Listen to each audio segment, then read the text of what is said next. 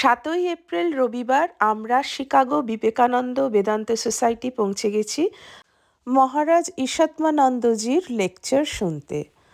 আজকের টপিক হল বৃহদারণ্যক উপনিষদ থেকে হোয়াট ইজ আত্মান। অপূর্ব সুন্দর স্পিচটি শুনে আমরা অনেক কিছু জানতে পারব। মহারাজ বিভিন্ন এক্সাম্পলের মধ্যে দিয়ে বুঝিয়ে দিলেন কিভাবে ডিজায়ার কমিয়ে ডিট্যাচ হয়ে কাজ করলে আমাদের রেগুলার সাফারিং অনেকটা কমে যাবে। সাধুদের সঙ্গে আমাদের সাধারণ মানুষের পার্থক্য এখানেই। ওনারা সব জাগতিক কাজকর্মগুলি খুব ডিট্যাচ হয়ে করে থাকেন, এই জন্যেই ওনারা এত হ্যাপি থাকেন সর্বক্ষণ। Let us begin with this mantra. Please repeat after me. Om Purnamada Purnamidam Purnat Purnamudachyate Purnasya Purnamadaya Purnameva Avashishyate. Om Shanti Shanti Shanti Harihi Om. That Brahman is infinite and this universe is also infinite. The infinitude comes out from the infinite, that is Brahman. But taking the infinitude of the infinite, namely this universe, it remains as the infinite, that is Brahman alone. Om, peace, peace, peace unto all. Now, this is the main teaching of the Upanishad. We always say like that. Oneness, that is the idea. But we always think that we are different. Why? Because we have superimposed that idea on us, but it is not real. So today we will find that the King Janaka, he is asking this question to a great sage, Yankavalka. And he is asking, what is this Atman you are talking about? Now that will be our main point of discussion. And you know that to those who are following, particularly this class, this discourse, we are studying or discussing the Vedanta on the basis of the Brhadaranyaka Upanishad. It's a very famous Upanishad, and its name itself says it's Brihad. It's a huge Aranyaka. It's like a forest. And this is Upanishad. It's a knowledge that takes us near to God, near to the Atman, near to the Brahman. And this forest means there's so many varieties of ideas. Obviously, people are thoroughly confused. They do not understand what they should do. The ideas are so many. If you go and discuss with people in a train or somewhere you are visiting, I don't have idea in America and Europe, but in India, if you are just start a discussion in a train compartment, you will find at least 5 or 6 people speaking in different views. Because they are aware of it and they like to discuss about it, and they will give you the ideas how we can get the freedom. Some will talk about the wealth. If we get the wealth in this world, we are happy. And some are talking about this, some are talking about that, and some are very dogged about this God that he or she is worshipping, like this. But Upanishad will take you slowly to the conception of oneness. And that one is the ultimate goal. The King Janaka, he was having a debate with Yankavalka. And Yajnavalkya was very happy. And seeing his eagerness to understand and the clarity of thought, then naturally as a teacher he became very happy and he said, I like to give you a boon. What boon you want? Yajnavalkya was a Brahmagyani. Now Janaka could ask, give me the liberation of the Brahmagyana, but no. Janaka wanted a very special gift. Sir, allow me so that I can ask question to you anytime, anywhere. Wherever I will meet you, I have the right to ask you question. Then naturally Yajnavalkya was very happy with yes, that boon was given. Now the Yajnavalkya is coming to the court of the Janaka. Janaka was the king. Yajnavalkya was the Muni, the Rishi. He was having the school. He needed the support, monetary support from the king. So usually they used to visit. And when he was entering, he decided, I am not going to talk. I won't talk. Because talking means a lot of time goes over here. I have to get some donation and go back. I have some other work. But the moment he entered, then the Janaka, he said, Sir, I have some question. Now, what he will do, because he has already given the boon, anytime, anywhere, you can ask the question. So he had to see it and then answer it. Now, this is the characteristic of the Vedantic student. They never depend on others. Janaka could get the blessings of liberation or the Brahmagyana without doing anything. He could say, Sir, just bless me so that I get the realization. No, I should do it. Some other day, someone was inquiring why Swami Vivekananda meditated in the Kakri Ghat. Kakri Ghat is a place in the north side of India. And there's a beautiful river, and there was a peepal tree. Swami Vivekananda and one of his Guru Bhais, they went over there. They were just traveling, that is the habit of the sannyasins. So they went over there, and that is a river, and you have to climb a little hill. Then there's a village. You can go and get some food from the villagers. It's called Bhiksha. Swamiji said, the Ganges means Gangadhar. His name was Gangadhar. Swamiji used to call him Ganges. Ganges, you better go and wait for us. Let me sit over here and take some rest. Gangadhar Maharaj climbed, he went over there. Luckily, I too could go over there. I also went over there, I also came, didn't bathe, but took the water, touched the water and sat under the peepal tree. But I don't know what happened. But Swamiji, after bathing, he sat, and when Gangadhar Maharaj came back, and he was so happy, Ganges, I have solved my life problem today. What is that? Whatever is there in the macrocosm, that is there in the microcosm.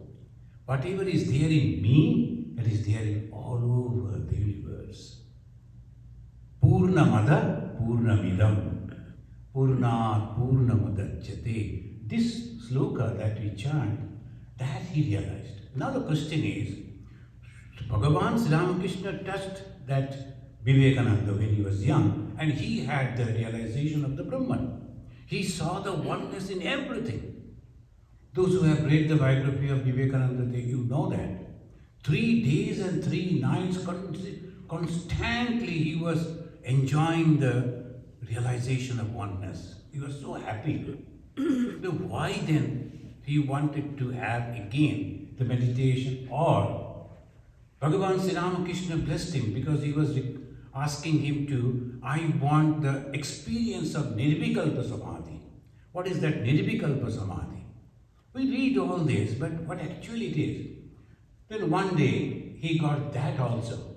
Sri Ramakrishna was sick and he was lying down on the upper story, and just below that room he was meditating. When you go to India, visit Calcutta and visit these places, because you like this ideology of Sri Ramakrishna Vivekananda, and those things were leaving. You should go to that particular room where Vivekananda got the Nirvikalpa Samadhi. Vivekananda sat and he started shouting. Others who were meditating around, they heard it. Vivekananda saying, "Where is my hand? Where is my feet? I can't recognize." So one of them, they ran to Sri Ramakrishna and said, "Naren has died, passed away in meditation, and he has become ghost and he's shouting." Sri Ramakrishna said, "Okay, no problem. He'll be all right." After, when he came down and became normal, he came to Sri Ramakrishna, and Sri Ramakrishna told, "See, you wanted that samadhi, experience of samadhi, I have given it to you, but you must work for me. Then only I will give you the key for liberation. The key for liberation is in my hand. Until and unless you work, I am not going to give it back to you." So that was. Then why again Narendra, the Vivekananda, meditated over there in Kapri Ghat? Because he wanted to experience it himself. Guru gave, that's okay. And intellectually I have understood, that is also all right. I must experience myself. And that is the attitude of Vedantic student. Those who want to follow the path of knowledge, I am on my own feet. I am not taking the help of anyone. You just guide me. Here we find Janaka also is saying to that same thing, "Sir, give me the idea, give me the knowledge, show me the path. I will do it." So he was asking. King met the Rishi and asked some questions. He said, a very simple question he was asking. That is the speciality of Brhadaranyaka Upanishad. They always start with something very normal, simple, but slowly take us to the intent. Those who remember, you began this book, you began with that Ashwamedha Yajna. And there the description, if you start reading, then after a few pages you will lose interest. Because how the horse is standing, which side, north and south, and then the horse tail is this, or the head is this. Who is going to read that?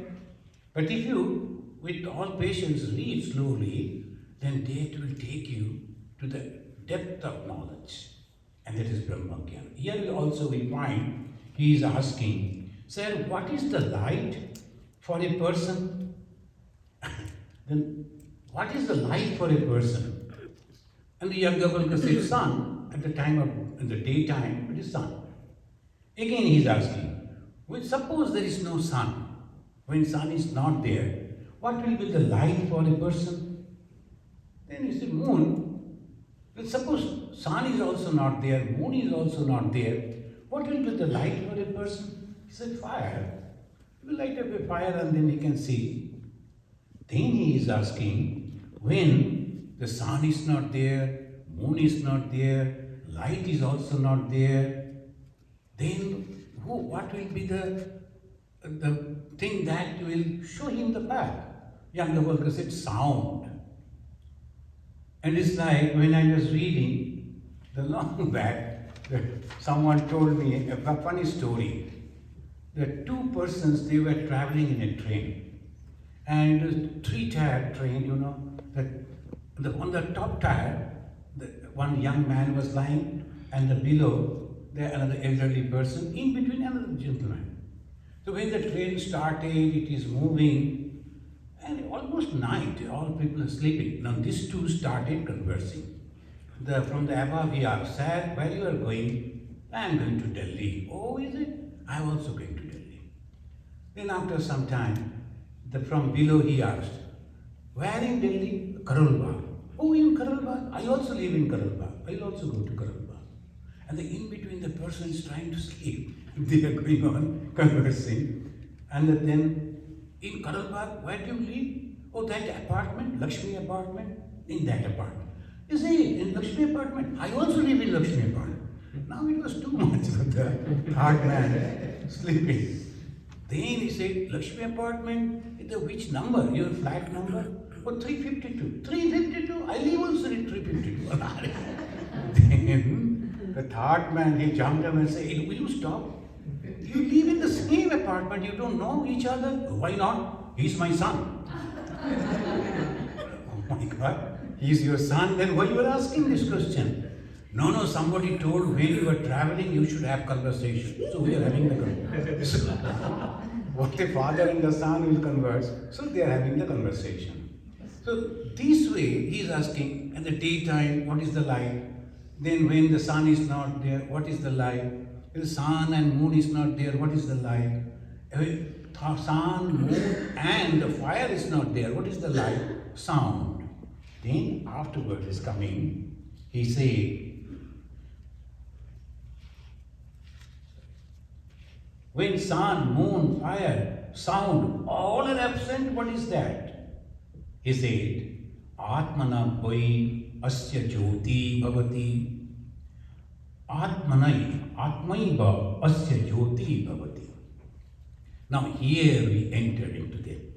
It is like in the Indian song, they will go for sa, re, ga, ma, pa, da, ni. Then they will come and again from sa.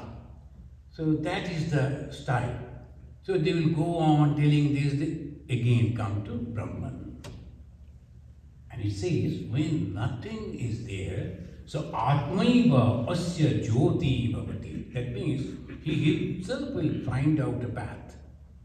When nothing is there to show, no sound even. Somebody is calling and then I can know that from this sound is coming, so let me go. That is not there. But that person will then go into himself and will try to think and find out a path. That Atman become its light.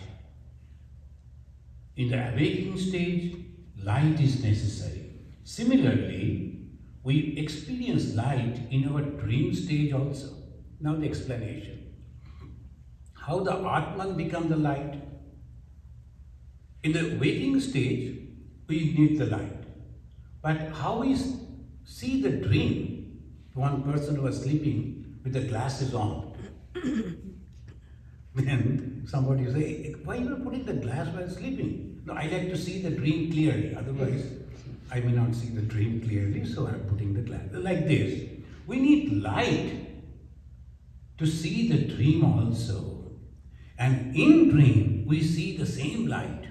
The sun, the moon, and these and that. So many things we see. Light is there. What is that light? Light means knowledge. When you are experiencing something, that is the light, that is the knowledge. So what is that knowledge? Itself the Atman. Waking stage, that light is necessary. And in the dream stage also, not only that, we see the chosen deity, Ishta Devata, that is also glowing in light. So that also the knowledge. When the Ishta Devata, you are meditating on the Ishta Devata, the Guru will always tell you to see that effulgent light. The light is emanating. That light you are seeing that. We need light. Our self serves as light. What does it mean actually? There is already the consciousness. And that consciousness is the light. It is not the sun. Suppose my body is there, all the organs are there, but my consciousness is not there in the body. I have a dead body lying outside. Do I see the sun or the moon or the fire? Nothing. So what is the main thing in our whole body and mind is the self, is the Atman, is the consciousness. Again and again, in a different story, different way, they take our mind to that. Consciousness is the main thing. And this consciousness, sometimes we call it Ishta Devata, chosen idol. I love some god. I like the little baby Krishna. All the pranks that he is doing, I love it. So I always think about the Krishna. And as a mother, I am taking care of the god. That is my Ishta Devata, and I always dream about that. What happens? When a person is doing like that, he forgets other things and constantly is concentrating on that particular Krishna. And someone is meditating on the light itself, on the Omkara itself. And what actually they do, they disconnect with the world and go to that particular condition of meditation, concentration. Disconnecting from the world is the main thing. That we cannot do. Why? Even a small little baby also can't, because this life he has not experienced. But the past experience it is carrying. The mind is always turbulent, thinking so many things. And if you observe, sometimes the babies are smiling, they're crying, and that many things they happen. And they say it is all the experience of their past lives. The Ishta Devata and our self serves as light. Hearing this, the king Janaka said, Katam Atmeti. Now the question. Now he actually could directly ask, what is that self? What is that Atman? But instead, he was asking the light, light, light, light, and then finally, when he said, it is the Atman which gives the light, that means the knowledge, shows you the path. Now he is asking, sir, Katam Atmeti, what is this Atman? Ya ayam vijnanamaya. Now you cannot say directly, this is Atman. Now I can put the finger on this table and can say, this is the table. This is the wood. This is the microphone. But you cannot say, this is Atman. Why? Because this is subjective. If it is an object, you can always pinpoint. You can always show, this is this. What is your eye? We can say, this is my eye. This is my nose. This is my ear. Well, the object is there, my thing. It is belonging to me. And I can show it also. Because subject, object. Who is the subject? I, the consciousness. What is the object? My nose and my ear. But when you say, what is the Atman? How can you say, this is Atman? No. You cannot say, pointing to the heart, this is Atman. Then what is Atman? You have to give some idea. And from there, you have to grasp that idea. Otherwise, it is impossible. So when it says like that, Ya ayam vijnanamaya. What is the Atman? That which is reflected in the intellect. Now friends, we have to remember this. Because we are studying the Vedanta. And Vedanta says, I am conscious, but it is not real consciousness. The reflected consciousness. The consciousness which is all pervading is not present within me, actually reflecting it. Reflecting on what? On intellect. We have a body, we have a mind. And mind has 4 parts also. What is the 4 part? Mana, Buddhi, Chitta, Ahamkara. These are the 4 rooms are there in the mind. And this Buddhi is the sharpest thing, very clear. And that's why the consciousness is reflecting on the Buddhi very prominently. It is reflecting on the body also. It is reflecting on the mind also. Reflecting on all parts. But the Buddhi, as because it is very clear, it is reflecting again, reflecting back. And that is why we can see, we can move, we can talk, we can think, we can do everything. And how it is possible? Now when Jesus said, I and my Father in heaven are one. How he is one? Is the consciousness. Because that is also conscious, I am also conscious. And in the Hindus they say, Tat Tvamasi, the same thing.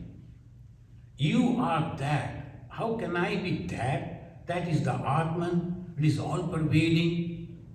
Every knowledge is there. But I am limited. How can I be the same? In consciousness. You are also conscious, that is also conscious. So, you can prove in that. Again, the argument is there. Lakshana, Jahal Lakshana, Ajahal Lakshana, Jahal Ajahal Lakshana. By that way, you can prove that this is, when I say, my house is on the river, just come, it is on the river. What do you mean by on the river? on the bank of the river, right? So similarly, when you say that this is I am that, it is not this body, it is not this mind, it is not the association or the epithets, the upadhis that I am having. It is the consciousness. And this consciousness, it is Vijnanamaya. Vijnanamaya means it understands. And when things understand, immediately it is the power.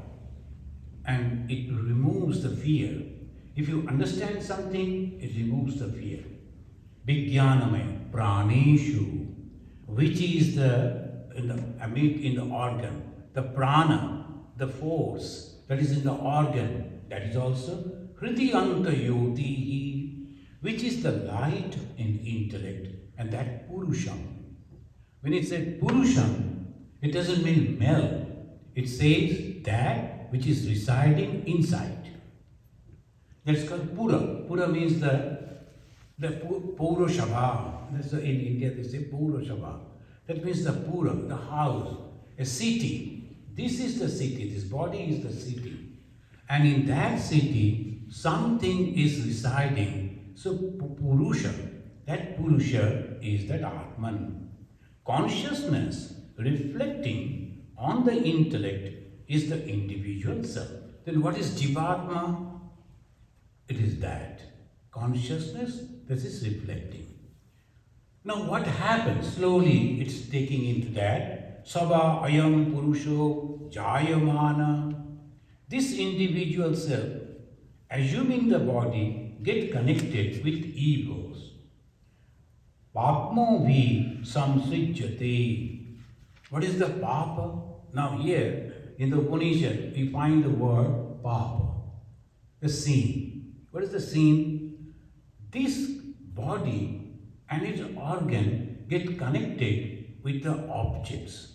Rupa, Rasa, Shabda, Sparsha and Gandha. These are the 5 objects. Rupa, the form. Rasa, the taste. Shabda, the sound.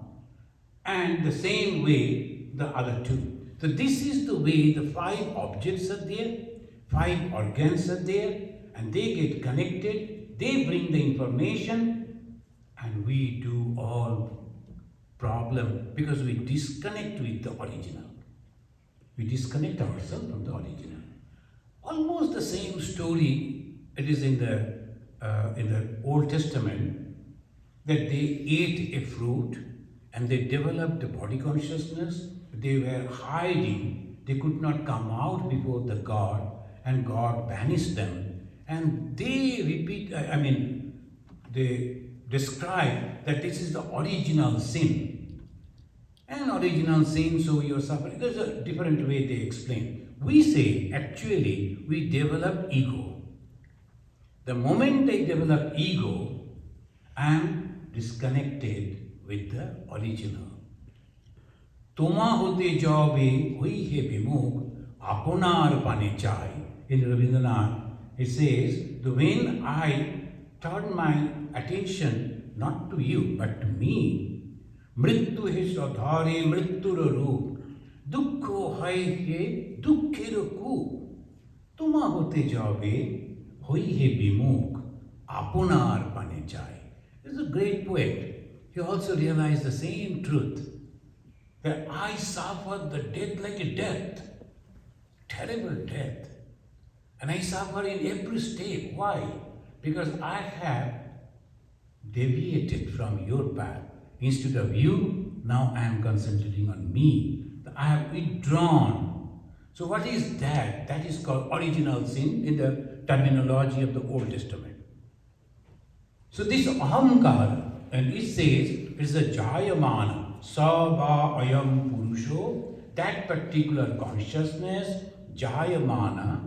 What he does, he accepts a body, and then he get attached with the organs.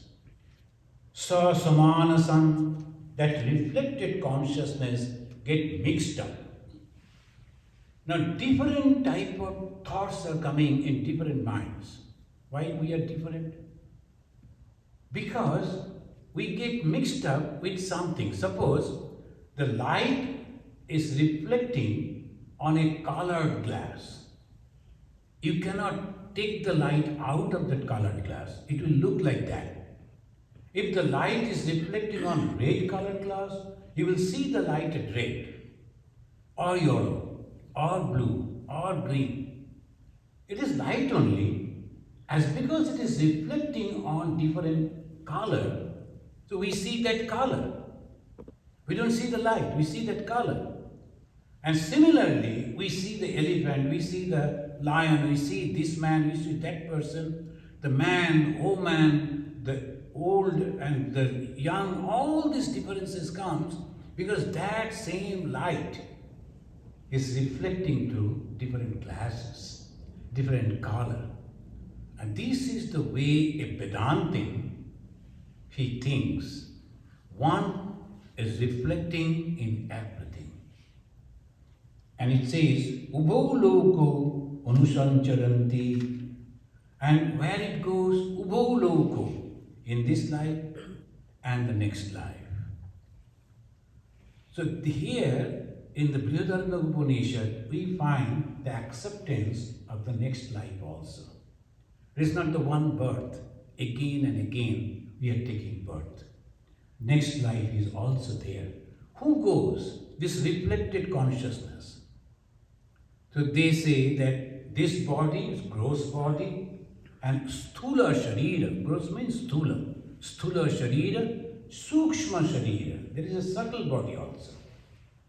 Inside that there is a subtle body. The subtle body mainly is the mind. And in the mind there are so many impressions are there. Sometimes you will find that the small little boy, the fingers are not grown even, and playing the tabla. And so eager, and he knows, and he is playing. Where from that knowledge came? From the past life. Sometimes you will find that the small children, they are giving the answer and the replying, and people are so amused to see that. But actually, she or the he is carrying the impressions of the past life. And what is this past life? This consciousness, which is reflecting in the mind, it never dies. In the 15th chapter of the second chapter of the Bhagavad Gita, it gives the clear idea of the Atman. And in there it says, you cannot cut it, you cannot burn it, and you cannot wet it with the water. Nainam chindanti shastrani, nainam dahati pavaka, nachainam kledayan tapa, shoshayati marutaha, like that is explained. It gives a clear idea about the Atman, that is something which is there, and you cannot touch it. It is there always. And within us, it is reflected one, not original. And what is this all study and the religious life and the spiritual practices? To go back to the original. Now I am reflected. So I know even in the reflection there is so much knowledge, so much happiness, so much joy. If I go back to the original, think of it. So Brahma Jnana Prapti, you have to have the Brahma Jnana, realization of the Brahman. Though in other words they say Prapti, that means you are getting, you are not getting, you are already that. You are not getting, you are already that. And that only you are removing. That's all. So this is the way when we are understanding. In the Upadesha Sahasri that I was studying in the Hindu temple, every first Saturday of every month I go to Hindu temple Lemont. We are now studying Upadesha Sahasri.